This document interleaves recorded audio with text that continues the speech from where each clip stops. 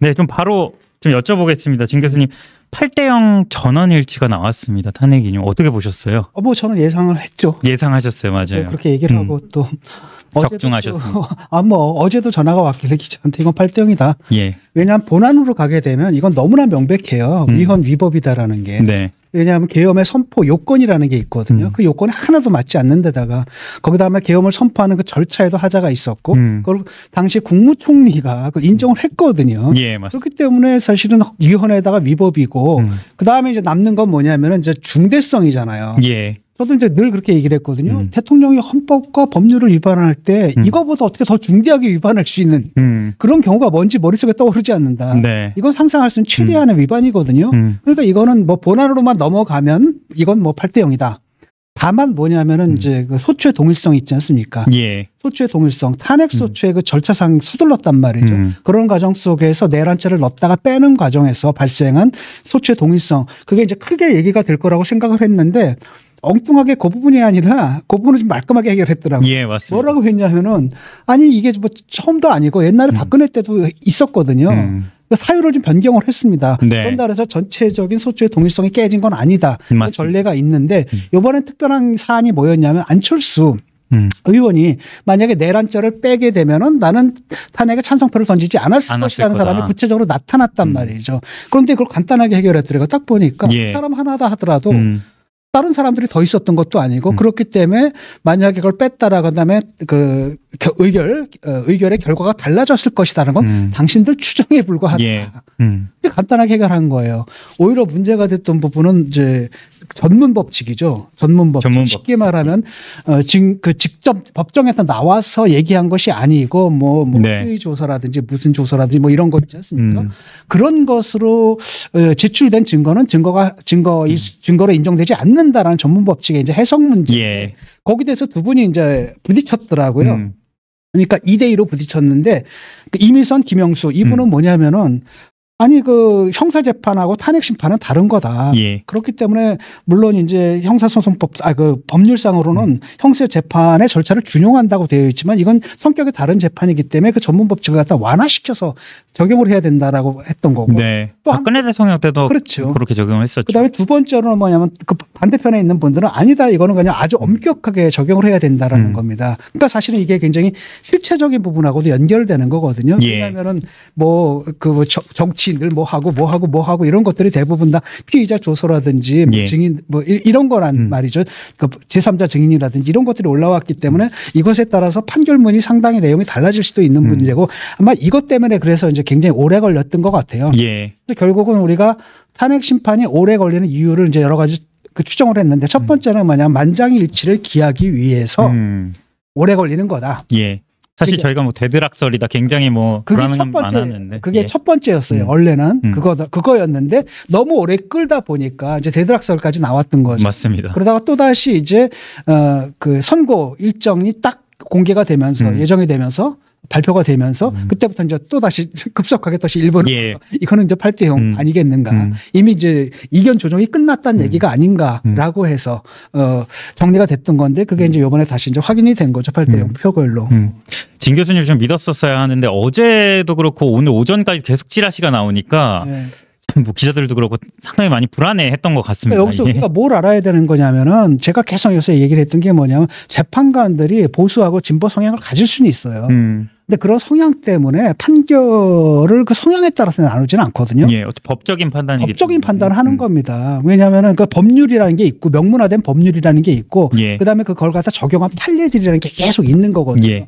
그다음에 이런 분들은 그런 판단을 하도록 훈련을 받은 분이에요. 그다음에 실제로 몇십 년간 그걸 하면서 훈련이 된 분들이거든요. 네. 그렇기 때문에 그 갈리는 게 아니라 박근혜 때도 그런 얘기 나왔었는데 그때도 8대0이고 이번에도 그런 얘기 나왔죠. 결국 8대0이거든요. 그다음에 또 보니까 뭐 또 방통 그 심의위원장 할 때는 또 뭐 4대4로 갈리고 뭐 올 때는 5대1대 1이다 예. 이러는데 그거는 재판관들의 성향에 따라 갈린 게 아니라 사안에 따라 갈린 거예요. 그 사안이 원래 그래요. 그 사안 자체가 애매모호한 사안이면 갈릴 수밖에 없는 거고. 근데 이거는 사실은 일단 본안으로 넘어가면 이건 뭐 의견이 갈릴 수 있는 게 아니거든요. 예. 그래서 이제 8대0이 나온 건 너무나 당연한 거고요. 다행스러운 일이죠. 저 같은 경우에는 이 대목이 조금 그 오늘 선고에서 좀 인상적이었던 게 어쨌든 국회 봉쇄나 또 정치인 체포 이런 부분들이 다 인정이 됐어요. 다 인정이 됐죠. 그러니까 아마도 그 부분이 아까 그 전문 법칙 있지 않습니까? 예. 전문 법칙 그 부분인 것 같아요. 그래서 이게 사실은 두 분이 이제 엄격히 적용해야 된다라고 하면서 이 두 분이 이제 버틴 것 같고 그러다 보니까 이제 판결문 작성이 좀 늦어진 것 같은데 결국 이 두 분들도 승복을 해서 그러니까 보충 의견으로 좀 들어간 거죠. 이분들 의견만 들어간 게 아니라 그 반대편의 의견도 또 같이 들어간 거죠. 그래서 결론적으로는 뭐냐면 이걸 반영하기로 한 거고 실제로 판결문을 보게 되면 그것들이 다 증거들이 인정이 돼서 반영이 된 거고 그러다 보니까 모든 항목에 대해서 다 인용으로 나와버린 거죠. 그러면 이런 뭐 국회 봉쇄라든가 정치인이나 법조인 체포 이런 부분들이 어쨌든 헌재에서 인정한 게 또 앞으로 향후에 형사 재판이나 이런 데도 영향을 미칠 수 있겠습니까? 형사 재판은 그것보다는 좀 더 엄격한 절차를 요구할 겁니다. 왜냐하면 이것은 형사 재판이 아니거든요. 예. 형사 재판이 아니고 헌법 당신이 재판. 도대체 대통령직을 수행하는데 적합하냐 안 적합하냐 그것만 판단하는 거기 때문에 아까도 얘기했듯이 느슨하게 적용이 가능하거든요. 예. 하지만 유죄 무죄를 때리는 건 다른 문제라는 거죠. 그때는 합리적 의심을 배제할 정도로 명확한 증거가 제시되기 때문에 전문 법칙 같은 것도 엄청나게 꼼꼼하게 엄격하게 적용이 될 겁니다. 그럼에도 불구하고 이게 사실이거든. 네. 국민들이 다 지켜보고 중계가 됐으니까. 헷갈린 건 없는 겁니다. 헷갈릴 건 없기 때문에 이것 때문에 영향을 받는다라기보다도 사안 자체가 너무나 명확해서 형사재판에서 이거는 그냥 유죄가 나올 수밖에 없고 유죄가 나온다면 굉장히 둘밖에 없는 거거든요. 예. 무기 아니면 뭐예요? 그렇죠. 사형입니다. 그거밖에 없는 겁니다. 그렇게 중대한 짓을 한 거예요. 그 또 선고 중에서 이런 대목이 있었습니다. 우리 교수님 어떻게 보셨을지 궁금한데 야당의 줄타내기나 뭐 예산안 단독 의결, 뭐 일방 입법 이런 부분 사실 처음에 이제 윤석열 대통령 측에서 이런 부분을 계엄의 어떤 이유로 얘기를 했지만 그 부분은 뭐 해당하지 않는다고 봤지만 이제 말미에 보니까 뭐 피청구인이 좀 막중한 책임감을 느꼈을 것이다. 약간 야당에 대해서 좀 지적하는 부분도 있었습니다. 두 개를 다 지적을 한 거예요. 이제 물론 이제 방점은 그럼에도 불구하고 네가 그렇게 대응해서는 안 된다라는 거예요. 네. 근데 실제로 보게 되면 쌍방과실론이거든요. 그러니까 윤 대통령은 저쪽이 그랬기 때문에 내가 이럴 수밖에 없었다라는 건데, 그러니까 그런 식의 그 정치적인 먹통 상태가 계속됐던 것은 그 책임은 야당한테만 있는 게 아니라 너한테도 있다라는 맥락에서 나온 거라는 거죠. 어쨌든 근데 법원에서 그 사태 이런 엄청난 사태가 오게 된 데에는 야당의 책임도 있다라는 게 이제 명시가 된 겁니다. 어쨌든 간에 그러니까 쌍방과실이고요. 그러니까 법원의 입장은 뭐냐면 쟤들만 일방적으로 과실해서 네가 방어적 차원에서 그걸 한 게 아니라 사실은 그 정치가 먹통이 된 데는 너도 야당을 갖다 야당의 존재를 인정하지 않으려고 하지 않았느냐. 그러니까 사실 쌍방과실이다. 예. 그리고 그 문제는 정치적으로 풀어야 되는데 그 문제를 푸는 방식이 군을 동원하는 것 그것은 아니지 않느냐. 그 얘기를 한 거죠. 예. 어쨌든 그럼에도 불구하고 야당의 과실 부분이 지금 들어가 있는 거예요. 공식적으로 들어가 있고 그러다 보니까 그 이재명 같은 경우에도 반성한다는 얘기를 하잖아요. 맞습니다. 예, 입장이 반성한다라고 얘기를 하거든요.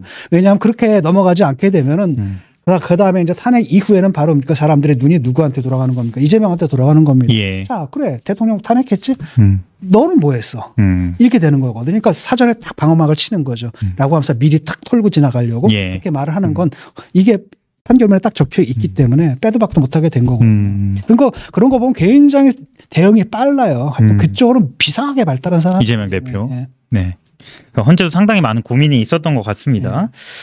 윤석열 대통령이 좀 입장을 내서 한 2시간 반 정도 이후에 입장을 냈더라고요. 사실 뭐 불복할 수도 있다 이런 어떤 전망이 나왔었는데 좀 짧은 입장문이었습니다. 기대에 부응하지 못해서 안타깝고 죄송하다, 뭐 영광이었다, 뭐 이런 입장인데 어떻게 보셨습니까? 아니 자기가 잘못했다는 얘기를 해야 돼요. 인정을 해야 되는 거거는 자신의 잘못을 인정을 해야 되는데 그 부분이 없잖아요. 그냥 기대에 부응 못해 안타깝고 죄송한데 뭐에 대해서 죄송한지가 없잖아요. 지금.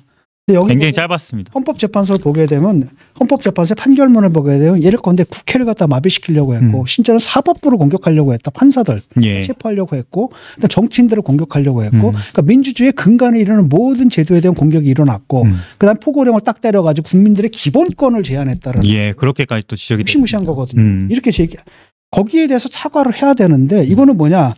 내가 지금 대통령 빨리 그만두게 해서 지지자들한테 미안하다 이런 느낌이 더 강하지 않습니까? 이렇게 나와서는 안 되는 거죠. 그리고 그 판결문 중에서 가장 인상적인 대목이 뭐였냐면 군인들이 일반 시민들과 대치하게 만들었다. 아. 이게 가장 인상적이더라고요. 이게 맞는 말이거든요. 예, 예. 이게 도대체 어느 시절의 일이냐는 거예요.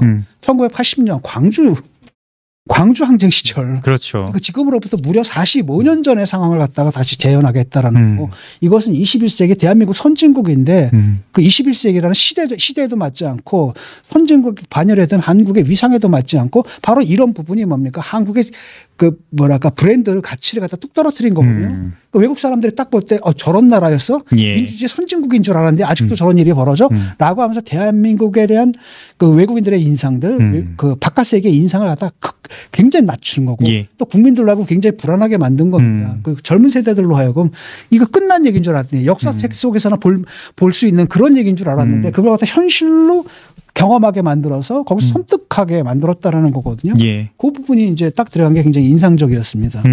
또 계엄 해제안의 어떤 통과에 또 국민들의 덕이 있었다. 예.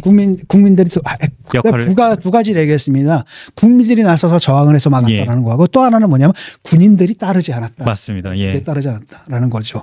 이게 좀 위대한 겁니다. 그러니까 대한민국의 민주주의 수준이 군인들이 아무리 쿠데타를 하고 싶어도 윗대가리들은 쿠데타를 하고 싶어도 밑에서 받아주질 않아요. 맞습니다. 받아주지 않습니다. 왜냐하면 이미 지나갔거든요. 그때 전두 안 하고 노태우가 어떻게 됐습니까? 내란죄 걸려가지고 사형 무기 이렇게 받은 거 감박 보냈던 국민들이란 말이죠. 그다음에 그 밑에서 일했던 애들은 어떻게 됐습니까? 다 감옥 갔거든요. 예. 이런 걸 뻔히 봤고 그 이후로도 그런 사태들을 많이 봤기 때문에 밑에 사람들 훈련이 됐기 때문에 딱 봤을 때 이상한 명령을 받았다 그러면 그때부터 핸드폰 켜고 기록부터 한단 말이에요. 예. 왜? 내가 살아야 되거든. 그러니까 저항을 합니다. 그래서 결국 뜻을 이루지 못한 거죠. 근데 아직도 그게 강하게 밀어붙이면 될 거라고 지금 착각을 한 거예요, 대통령. 예. 그래 전화 걸어가지고 경찰청장한테 전화 걸고 그 의원들 끌어내라 뭐 이런 얘기들을 했는데 군인들 그때 뭐 했습니까? 편의점 가가지고 라면 먹었거든요. 네, 가서 PX인가 어딘가 예. 거기 가가지고 라면 먹었거든요. 그런 국민들이에요. 예. 그러니까 정말 시대착오도 이런 가공한 시대착오가 없는 거죠. 예. 결국에 이제 윤석열 대통령이 2022년 5월 10일에 취임을 해서 1060일 지났더라고요. 결국에 이제 임기 2년을 남기고 이제 퇴장하게 됐는데 또 저희가 한 2년 정도 계속 지켜보지 않았을까 3년 가까이 네. 교수님께 이 부분을 좀 여쭤보고 싶었어요. 공정과 상식이라는 어떤 상징을 갖고 출범한 이 윤석열 정부가 왜 무너졌는가 이 부분을 한번 또 짚고 넘어가고 싶거든요. 그러니까 집권 초기부터는 굉장히 우경화가 됐어요. 극우화되고 우경화가 됐습니다. 예. 그러니까 2003년 3.1절부터 이상하더라고요. 그러니까 예. 사실은 그 우경화 과정이라는 건 대통령 선거 과정서부터 있었어요. 계속. 그러니까 처음에는 누굽니까? 그 김종인 비대위원장 모셨잖아요. 예. 김 비대위원장 내쳐버리잖아요. 그다음에 이준석하고 갈등이 있었죠. 예. 결국 이준석도 내치고 그러니까 자기를 지지해 줬던 사람들 하나씩 다 내치게 되는 겁니다. 그러니까 한때는 뭡니까 조국 사태 때문에 거기에 대한 반대급부로 조국 사태에 대한 반발로 국민들의 그 중도층들이 대부분 다 붙었거든요. 그 중도층들도 알았어요. 저 사람 대통령 자격하기엔 조금 모자란다. 그럼에도 불구하고 저쪽 민주당을 보니까 이건 아니지 않느냐. 그래서 너는 딴 건 다 필요 없다. 잘할 것도 없고 그냥 공정과 상식 이것만 지켜라. 그런 기대감에 뽑아줬는데 그런 기대감을 계속 배신해 왔단 말이죠. 그래서 막판에 후보가 된 다음부터 지지율 계속 떨어지는 겁니다. 처음에는 막 10% 20%씩 차이 나다가 점점 줄어들어서 결국 투표했을 때는 0.7% 차이가 됐거든요. 예. 그래서 그때도 제가 여기서 이제 계속 얘기했던 게 무슨 후보가 자기를 낙선 운동을 하냐 지금 하는 집마다 표 떨어지는 집만 계속 했거든요. 그래서 만약에 개표가 투표일이 3일만 늦었으면 엎어졌어요. 아 그렇군요. 엎어졌습니다. 그렇게 됐으면 그걸 알면은 이제부터 그 반성을 해야 되는데 그때는 뭐였냐면 윤핵관들 예. 이른바 윤핵관이었죠. 그 윤핵관 중심으로 똘똘똘똘 뭉쳐가지고 되자마자 자기 친구가 될 수 있는 사람들 다 배척한 겁니다. 제일 먼저 되자마자 이준석을 내치잖아요. 예. 이준석을 내친다라는 것은 사실은 이준석을 뽑을 때 그 보수층에서 굉장히 큰 기대를 한 거거든요. 이제 달라져야 된다. 30대에 대표를 뽑을 정도로 보수당이 달라졌다는 이 효과가 엄청 컸어요. 예, 그렇죠. 맞습니다. 이걸 날려버린 거예요. 이걸 날려버리니까 동시에 뭘 날렸냐면은 사실 세대 연합이 깨져버린 거예요.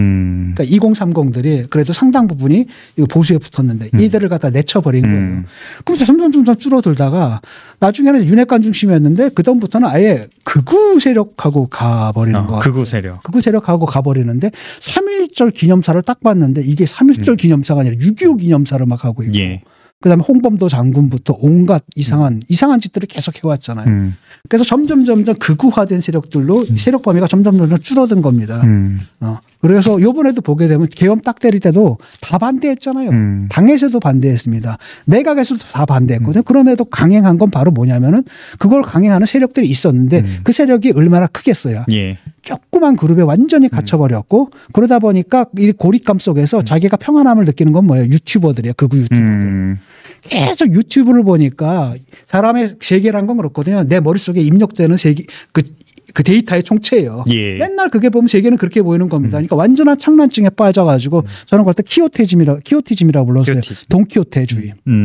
돈키호테 눈에는 풍차가 뭘로 보여요? 막 거인으로 보이고 막 이런 거잖아요. 그런 자기 창란에 빠져가지고 그냥 계엄까지 딱 갔는데 그게 아니었던 거죠 지금. 그래서 전반 지금 이게 이제 벗어나지 못하고 있는 게 문제는 뭐냐면 당에서라도 정신을 차려야 되는데 그 와중이 되도록 당에서 누구 또 내쳤습니까?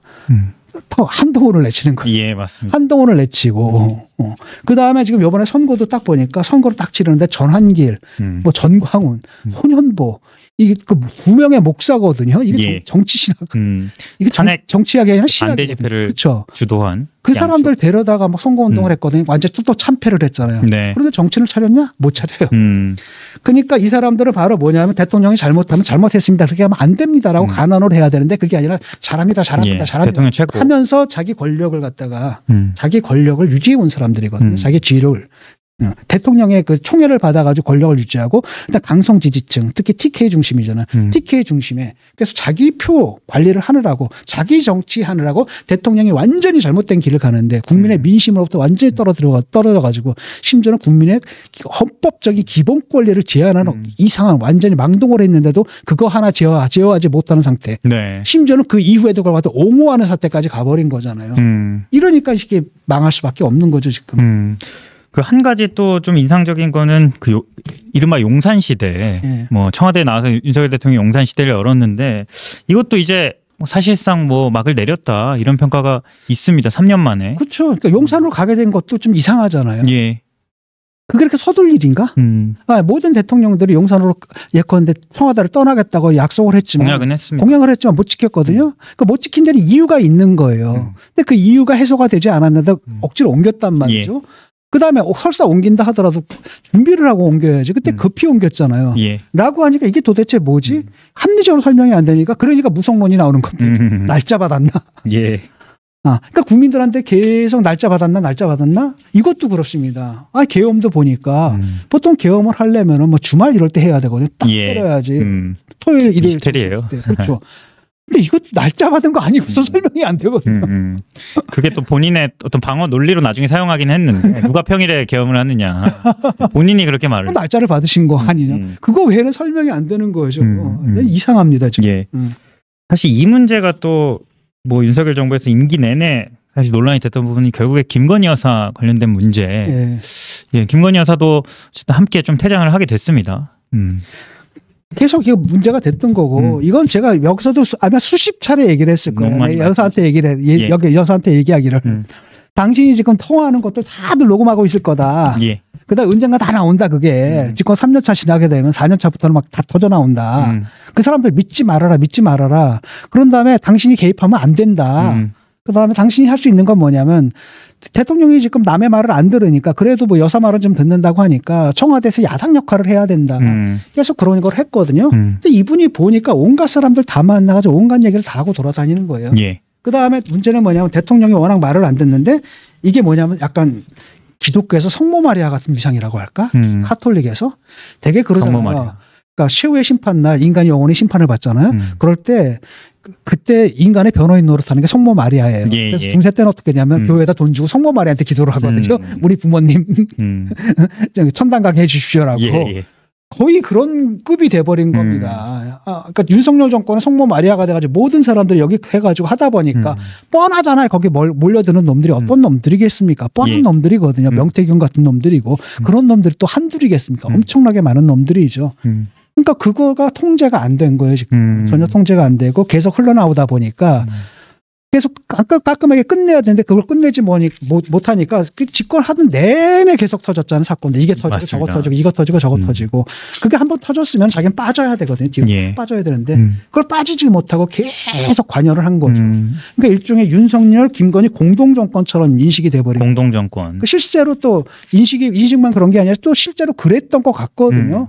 근데 이게 굉장히 최순실 사태랑 상당히 비슷한 맥락이 있잖아요. 그러니까 국민들이 굉장히 민감한 부분이거든요. 그럼에도 불구하고 본인은 아마도 자기가 저 윤석열의 저 바보온다를 이 평강공주인 내가 대통령 만들었다 이런 생각을 계속 가고 그렇게 통치 내내 계속 내가 그렇게 보좌를 해야 된다라고 생각했던 것 같아요. 그리고 그걸 이용했던 사람들이 있고 그러다 결국 이 파국을 맞은 거죠. 교수님.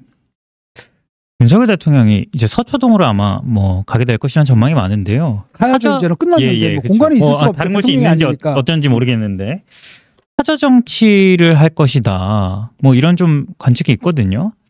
아마도 계속 될 겁니다. 이 부분이 깔끔하게 정리하지 않으면 안 되거든요. 문제는 뭐냐면 당이에요. 이 정도 딱 됐으면은 당에서는 일단 공식 입장은 그냥 멀쩡하게 나왔더라고요. 탄핵 심판을 갖다 겸허히 받아들인다.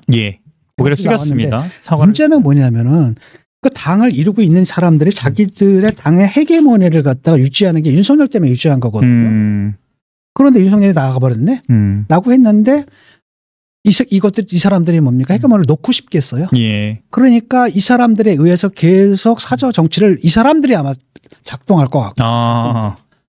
현 어떤 지도부와 주류들 이런 문제라는 거죠. 지금도 딱 보니까 의총을 하는데 뭐 탄핵 찬성파 조치해야 된다. 맞습니다. 그런 얘기들이 말도 안 되는 얘기가 나오잖아요. 이게 분위기거든요. 왜냐하면 이렇게 분위기를 계속 만들어 가야지 자기들이 갖고 있는 기득권을 잃지 않는 겁니다. 당에서는 뭡니까? 원내대표, 대표와 원내대표. 그다음에 지역에 내려가면 공천권들. 그다음 지자체 자리들. 그다음에 의원, 그러니까 공천 자리들. 이것들을 자기들이 지금 갖고 있는데 탄핵 사태가 났다? 근데 이제 책임론이 나올 거 아닙니까? 왜 대통령을 이 지경으로 만들었는가? 그다음에 탄핵 소추가 됐는데 너희들은 계속 왜 대통령을 일방적으로 감싸 들어왔는가? 여기에 대한 책임론이 있잖아요. 이거 전 국민이 그걸 갖다 묻고 있는 거거든요. 이걸 피해 가야 됩니다. 왜? 이걸 갖다 책임을 인정하는 순간 자기들은 물러나야 된단 말이에요. 뒤로. 이 사람들이 물러날까요? 물러나고 싶지 않을 겁니다. 그러니까 여태까지 해왔던 그 정치를 계속 발동시킬 거라는 거죠. 전광훈, 뭐 전환길, 뭐 손현보 이런 사람들하고 극우 유튜버랑 또 TK랑 딱 달라붙어가지고 거기서 계속 그 기득권을 유지하는 가운데 이 사태의 책임을 누구한테 돌리는 겁니까? 그러니까 친한파 또는 탄성 찬핵파한테 돌리는 거죠. 지금 오히려 지금 시점에서 그렇게 하는 건 상당히 안 맞는다는 생각이 드는데요. 그런데 당이 어떻게 되든 상관없으니 얘네들은 자기들이 당내에서 이게 지키는 게 좋아요. 그러니까 가장 좋은 건 뭐냐. 이 사람들한테 1순위는 권력을 누가 잡느냐, 정권을 누가 잡느냐가 아닙니다. 그건 2순위예요. 누가 국회의원이 되느냐거든요. 그게 1순위예요. 내가 국회의원이 되느냐 안 하느냐. 이게 1순위입니다. 이게 먼저고 그다음에 뭐 우리 당에서 대통령이 나오면 그다음에 그거 좋은 거지. 더 좋지. 이 정도라는 거거든요. 그러니까 이 사람들에게 우선순위는 지금 보수가 권력을 잡느냐 안 잡느냐 이건 관심 없습니다. 지금 2순위예요. 그래서 벌써 그런 얘기 나오더라고요. 당권 사실 이미 벌써 당권 경쟁에 돌입했다. 당권 경쟁 도입하는 거고 그렇게 되면 아직까지도 이제 보수의 상당 부분들이 그 노선 전환을 못한 상태거든요. 그걸 계속 온전하려고 할 거라는 거죠. 온전하려고 하는 가운데 그다음에 이제 대통령 편을 들면서 그다음에 오히려 탄핵 찬성파 완전히 몰아내야 된다. 완전히 몰아내야 된다. 이렇게 공격을 하면서 자기들이 그 지분을 유지하려고. 그러니까 당내에서 한번 싸움이 벌어지는데 국민들의 민심을 존중한다면 탄핵 반대했던 사람들 있잖아요. 그 대통령에게 놀아먹었던 사람들. 이 사람들은 몽땅 다 물러나야 돼요. 사실은 정계 은퇴를 해야 되거든요. 정계 은퇴가 안 된다면 이선으로라도 물러나야 되는데 물러나겠냐라는 거예요. 이 사람들이. 여전히 그들이 주류인 거잖아요. 그렇죠. 여전히 주류고 권력 싸움이 이제 계속 붙을 거라는 겁니다. 권력 투쟁에 붙을 건데 만약에 이 싸움에서 국힘이 또 한 번 탄핵 찬성파들 이 사람들이 또 한 번 패배한다 그러면 국힘이 이제 영원히 가망이 없는 거예요.